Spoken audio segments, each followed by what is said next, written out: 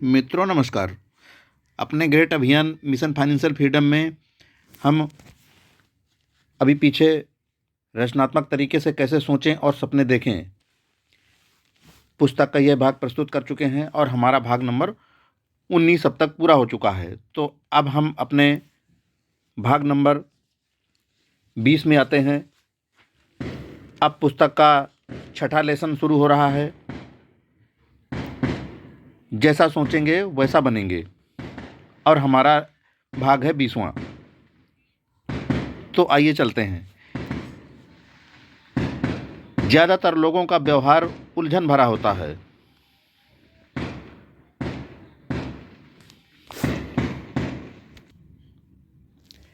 क्या आपने कभी सोचा कि कोई सेल्समैन एक ग्राहक को इज्जत क्यों देता है जबकि वह दूसरे ग्राहक को नज़रअंदाज कर देता है? कोई आदमी एक महिला के लिए दरवाज़ा क्यों खोल देता है जबकि दूसरी महिला के लिए नहीं खोलता?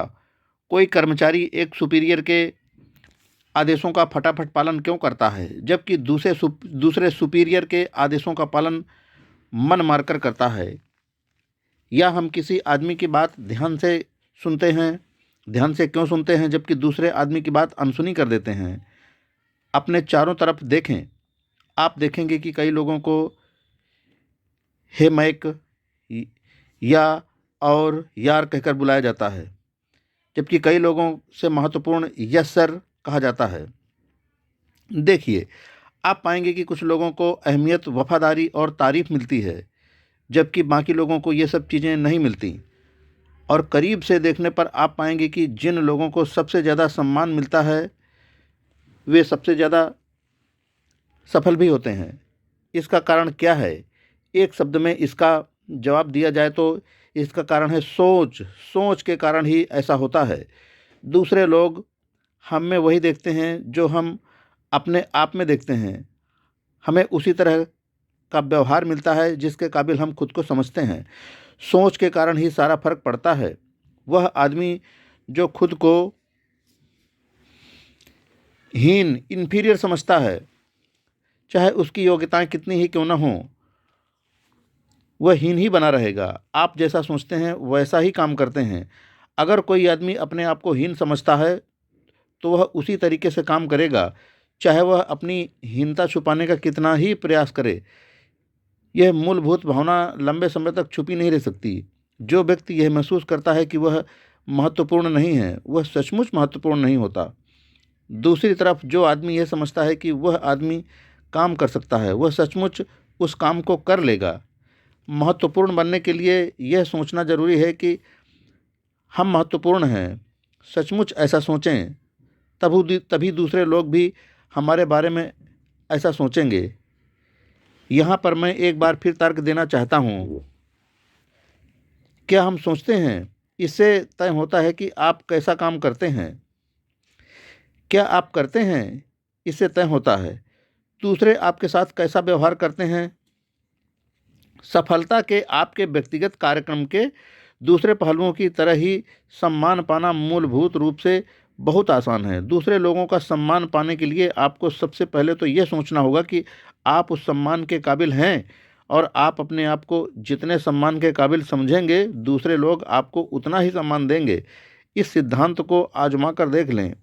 क्या आपके दिल में किसी गरीब, असफल आदमी के लिए सम्मान होता है? बिल्कुल नहीं। क्यों? क्योंकि वह गरीब और असफल आदमी खुद का सम्मान नहीं करता। वह आत्मसम्मान के अभाव में अपनी ज़िंदगी बर्बाद कर रहा है। आत्मसम्मान हमारे हर काम में साफ दिख जाता है। इसलिए हमें इस तरफ ध्यान देना होगा कि हम किस तरह अपना आत्मसम्मान बढ़ा सकते हैं और दूसरों से सम्मान हासिल कर सकते हैं। महत्वपूर्ण दिखें, इससे खुद को महत्वपूर्ण समझने में मदद मिलती है। नियम याद रखें कि आपका व्यक्तित्व बोलता है, आप कैसा दिखते हैं इससे आपकी छवि बनती है। सुनिश्चित कर लें कि आपके बाहरी व्यक्तित्व से आपके बारे में सकारात्मक छवि ही बने। घर से चलते समय पक्का कर लें कि आप वैसे ही दिख रहे हैं जैसे आप दिखना चाहते हैं। एक बहुत ही बढ़िया विज्ञापन छपा था, सही कपड़े पहनिए, इसके बिना काम नहीं चलेगा। यह विज्ञापन American institute of men's and boys wear को ने प्रायोजित किया था।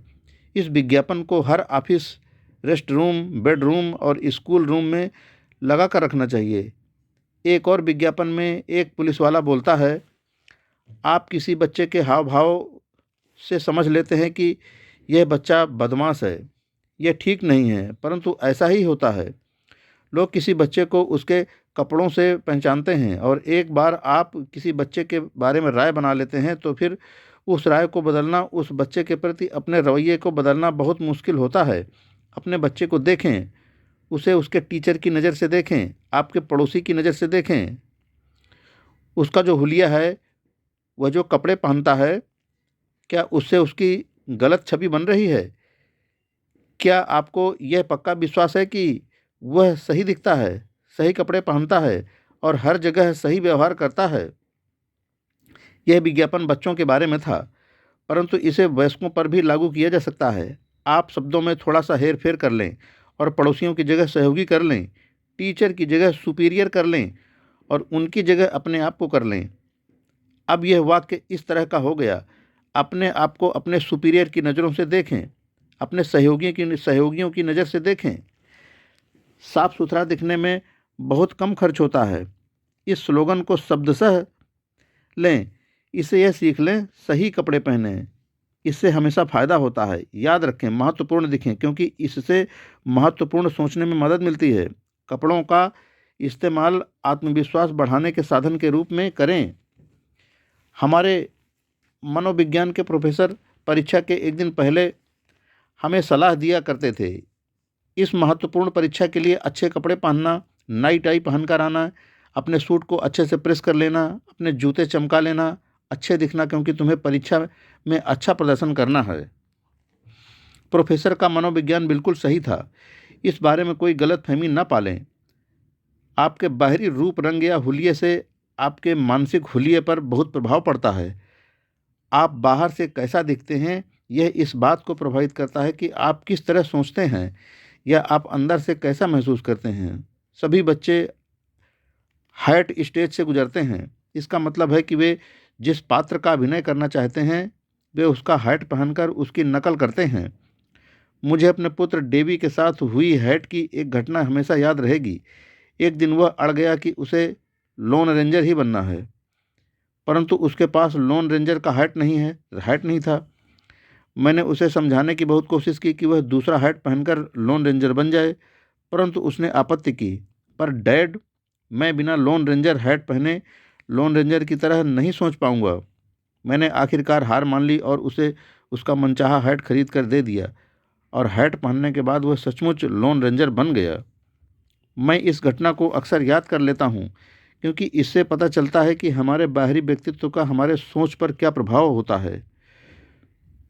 जिसने भी सेना में नौकरी की है, वह जानता है कि जब कोई आदमी सिपाही की यूनिफॉर्म में होता है, तभी वह सिपाही की तरह महसूस कर पाता है, तभी वह सिपाही की तरह सोच पाता है। जब कोई महिला पार्टी की ड्रेस पहन लेती है, तभी वह पार्टी में जाने की इच्छुक होती है। इसी तरह से अगर कोई एग्जीक्यूटिव वाले कपड़े पहन ले, तो वह एग्जीक्यूटिव की तरह दिखने लगता है, उसकी तरह सोचने लगता है। एक सेल्समैन ने मुझे यह बात इस तरह समझाई, मैं तब तक समृद्ध अनुभव नहीं कर सकता, और मुझे यह अनुभव करना ही होता है, क्योंकि इसके बिना मैं बड़ी सेल नहीं कर सकता, जब तक कि मुझे यह विश्वास न हो कि मैं उस तरह का दिखता हूँ। आपकी वेशभूषा आपसे कुछ कहती है, परंतु यह दूसरों से भी कुछ कहती है। इसी के आधार पर तय होता है कि दूसरे लोग आपके बारे में क्या सोचते हैं। सिद्धांत में यह सुनना अच्छा लगता है कि लोगों को आदमी की बुद्धि देखना चाहिए, कपड़े नहीं, परंतु इससे धोखा न खाएं। लोग आपके बाहरी व्यक्तित्व के हिसाब से आपका मूल्यांकन करते हैं। आपका बाहरी व्यक्तित्व ही लोगों के मूल्यांकन का पहला आधार होता है, और पहली छाप हमेशा के लिए हो जाती है, चाहे बाद में कुछ भी हो। एक दिन सुपरमार्केट में मैंने एक टेबल पर अंगूर रखे देखे, जिन पर कीमत डली थी 1 पाउंड 15 सेकंड में। दूसरी टेबल पर भी बिल्कुल वैसे ही अंगूर रखे थे, परंतु उन्हें पॉलीथीन के बैग में पैक किया हुआ था और उन पर कीमत लिखी हुई थी 2 पाउंड 35 सेंट में। मैंने वजन करने वाले युवक से पूछा, इन दोनों तरह के अंगूरों में क्या फ़र्क है? दोनों में फ़र्क है, उसने जवाब दिया। पॉलीथीन के कवर का, पॉलीपैक वाले अंगूर साधारण अंगूरों से 2 गुना ज़्यादा बिकते हैं, क्योंकि वे ज़्यादा आकर्षक दिखते हैं। अगली बार जब आप खुद को बेचने जाएं तो अंगूरों के उदाहरण को ध्यान में रखें। अच्छी पैकिंग हो तो आप अपने आप को ज़्यादा अच्छी तरह से बेच पाएंगे और ज़्यादा कीमत में भी। इससे हमें ये शिक्षा मिलती है, आपकी पैकिंग जितनी अच्छी होगी, आपको जनता उतना ही पसंद करेगी।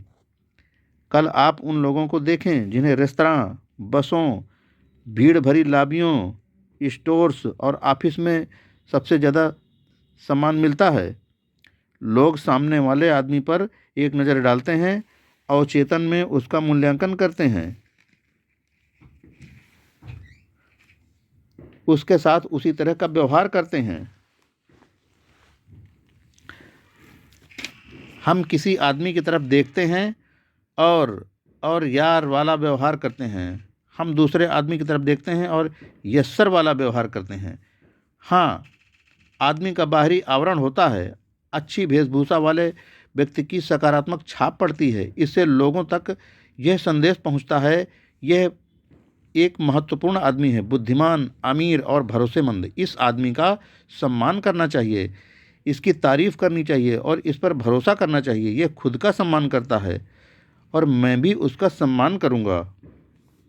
फटे हाल या गंदे कपड़े पहने आदमी की लोगों पर नकारात्मक छाप पड़ती है। ऐसे कपड़ों से यह संदेश पहुंचता है, यह रहा एक असफल आदमी, लापरवाह, अयोग्य, महत्वहीन। वह सिर्फ एक औसत आदमी है, उसकी तरफ कोई विशेष ध्यान नहीं देना चाहिए, उसे धक्के खाने की आदत होगी। जब मैं अपने प्रशिक्षण कार्यक्रमों में इस बात पर जोर देता हूं कि अपने पहनावे का सम्मान करो, तो मुझसे हमेशा यही सवाल पूछा जाता है। मैं आपकी बात से सहमत हूं, पहनावा महत्वपूर्ण है, परंतु मैं इतने महंगे कपड़े कैसे पहन पाऊंगा जिन्हें पहनकर मुझ में आत्मविश्वास जग जाए और दूसरे मेरा सम्मान करने लगें? यह सवाल कई लोगों को परेशान करता है। इसने मुझे भी काफ़ी समय तक परेशान किया था, परंतु इसका जवाब दरअसल बहुत ही आसान है। दुगनी कीमत दो और आधी संख्या खरीदो। इस सूत्र को दिमाग में अच्छी तरह बिठा लें, फिर इस पर अमल करें। हैट, सूट, जूते, मोजे, कोट, जो भी कपड़े आप पहने, इसी हिसाब से पहने। जहाँ तक दिखने का सवाल है, क्वालिटी ज़्यादा महत्वपूर्ण होती है, क्वांटिटी कम महत्वपूर्ण होती है।